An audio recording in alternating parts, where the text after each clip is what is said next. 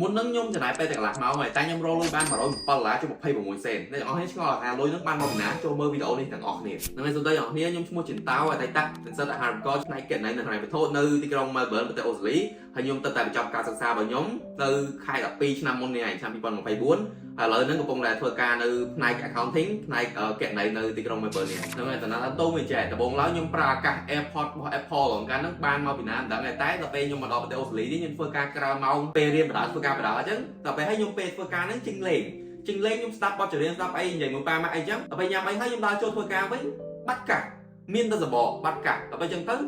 ខ្ញុំអត់មានស្ដាប់ដល់ពេលហើយខ្ញុំបានអាកាសនេះមកមួយទៀតពីប្អូនរបស់ខ្ញុំឲ្យមកខ្ញុំកាសហ្នឹងបោះអីណា JBL អីចឹងទៅខ្ញុំប្រើអាហ្នឹងដល់ខ្ញុំទិញថ្មីស្ដាយលុយចង់ទុកលុយយកទៅទិញអីផ្សេងប្រើអាហ្នឹងឡើងចង់កន្លះឆ្នាំហើយដល់ពេលប្រើយូរទៅអាកាសហ្នឹងវាស្ដាប់លេងលឺមកជាហៀងដល់ពេលយូរទៅខ្ញុំទ្រាំលេងបានដោយសារតែត្រូវការជិះទៅធ្វើការតាមរថភ្លើងអីចឹងខ្ញុំចង់ស្ដាប់បទចម្រៀងមើលរឿងឬក៏ស្ដាប់សភៅគេអានអីចឹងខ្ញុំត្រូវការទិញកាសថ្មីមួយដល់ពេលហើយឥឡូវខ្ញុំសម្រាប់ចិត្តទិញនៅក្នុងថ្ងៃនេះឯងដល់ពេលខ្ញុំសម្រាប់ចិត្តទិញកាសហ្នឹងទៅខ្ញុំឆែកមើលកាសរបស់ Apple មានច្រើនធឿដល់ពេលខ្ញុំចង់ទិញអាកាសដែលថ្លៃជាងគេកាសតែទំនើបជាងគេរបស់ Apple ហ្នឹងតម្លៃ$399អូស្ត្រាលីកាលនេះឈ្មោះ Apple Pro Second Generation នៅអូស្ត្រាលីគេលក់មួយ$399នៅក្នុង website របស់ Apple ក៏អញ្ចឹងនៅក្នុងហាងផ្សេងៗនៅនេះក៏អញ្ចឹងដែរប៉ុន្តែនៅអូស្ត្រាលីនេះវាមានហាងច្រើនដែលអាចលក់ផលិតផលរបស់ Apple បានហើយយើងទៅទិញណាក៏ផលិតផលហ្នឹងគឺ Zin ដូចគ្នាបែបអញ្ចឹងនិយាយទៅនៅអូស្ត្រាលីនេះយើងចង់ទៅទិញផលិតផលកាសឬក៏ទូរស័ព្ទអីផ្សេងៗហ្នឹងពីក្រុមហ៊ុន Apple ផ្ទាល់ក៏បានដែរឬក៏ចង់ទិញពីក្រុមហ៊ុនផ្សេងៗដែល Apple អនុញ្ញាតឲ្យលក់បានហ្នឹងក៏បានដែរគឺសុវត្ថិភាពដូចគ្នា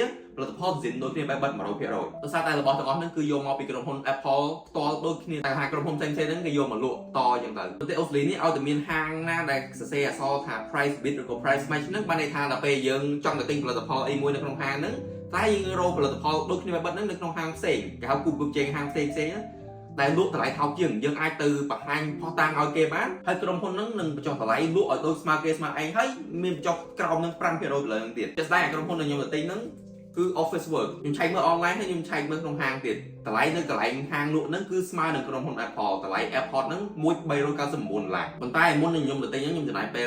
20-30នាទីអូសមើលក្នុងទូរស័ព្ទរបស់ខ្ញុំរកមើលហាងផ្សេងៗតាម online ណាដែលថាលក់ថោកជាងដោយសារតែក្រុមហ៊ុនទាំងអស់ហ្នឹងគឺយកផលិតផលពី Apple មកដូចគ្នាទាំងអស់ទេប៉ុន្តែគាត់ថា Apple លក់ឲ្យក្រុមហ៊ុនដែលលក់តហ្នឹងគឺថោកជាងយើងអញ្ចឹងក្រុមហ៊ុនផ្សេងៗហ្នឹងអាចលក់តម្លៃប្រកួតជែងគ្នាអញ្ចឹងខ្ញុំរកឃើញក្រុមហ៊ុនមួយដែលលក់ផលិតផលដូចគ្នាបែបហ្នឹងតម្លៃ$315ដល់ពេលខ្ញុំទៅអាក្រុមហ៊ុន Office Work ហ្នឹងខ្ញុំបង្ហាញអា website ហ្នឹងប្រាប់គេថាខ្ញុំរកបានផលិតផលមួយនេះតម្លៃ$315អញ្ចឹងខ្ញុំចង់ឲ្យគេ price bid ចាំបានថាថ្ងៃហ្នឹងខ្ញុំទៅចរចាតម្លៃមួយគេឲ្យគេបញ្ចុះតម្លៃ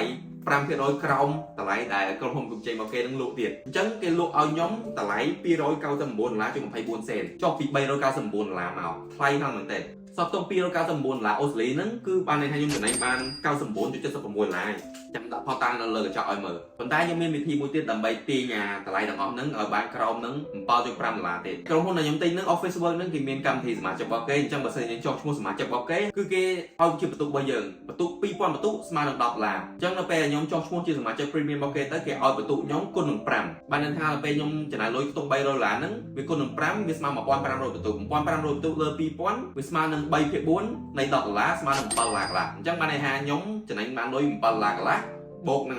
$99ជាងនេះទៀតបូកទាំងអស់វា$107.20ប្រហែលសេន24សេនហ្នឹងទៅសរុបមកគឺខ្ញុំត្រូវការទិញ AirPods មួយហ្នឹងអញ្ចឹងបើគេអត់ចុះតម្លៃខ្ញុំត្រូវការទិញហ្នឹងដែរដោយសារតែខ្ញុំត្រូវការប្រើវាពេលធ្វើដំណើរទៅធ្វើការអីផ្សេងៗចំណាយពេលកន្លះម៉ោងខ្ញុំអត់ចង់ចំណាយពេល